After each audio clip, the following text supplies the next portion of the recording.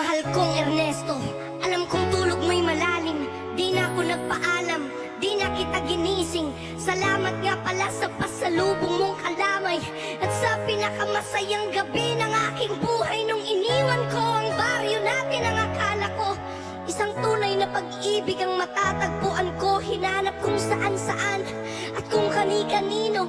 Di ko inakalang ito ang kahahantungan ko. Imbis na ako'y sagipin, itinulak sa bangin. Ito palang ibig sabihin ng kapit sa patalim.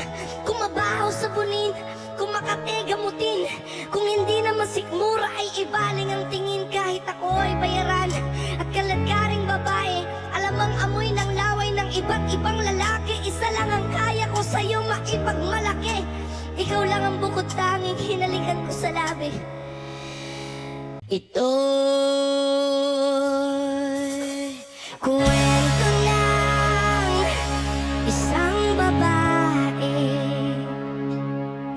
Siya'y tulog sa umaga, gising sa gabi.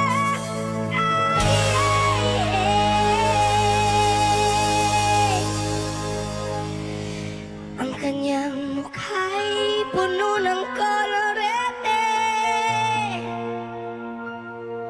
Sa lugar ng ilaw ay patay sindi.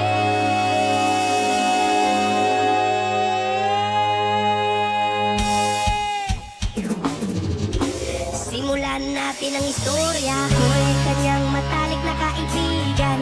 Ernesto ang aking pangalan. Kwentong dapat niyong malaman, huwag lang magbulag-bulagan. Bakit ang nais natin ay malaman ang baho ng iba?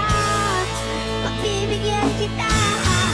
Kilala mo ba si Mada? Na aking kababata mula pa nung pagkabata. Kami lagi magkasama, mga makapapal sa sabat. Kanyang hindi lumiliwanag ang paligid at pag siya'y dumadaan, mga liig ay bumibilibid. Bubod na ganda nung siya ay nagdalaga. Tuwing kausap ko na malilita kong tulala. Kahit may nararamdaman, pililit kong isara. Hindi na puso para sa kanya ang sasayaw.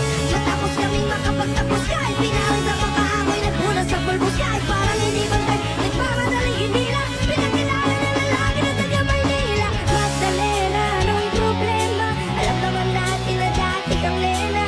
Sa gabi-gabi ikaw ay nasa selda. Anong nangyari sa'yo? Oh, ito'y kwento na isang babae. Siya'y tulog sa umaga, gising sa gabi. At kapit na magpalakpak, may babae na katas sa malagit tayo sa bago. Ay nakita ko na, ako'y ang taga, at talong na kabang. Parang sumagpayo na sa patos na sa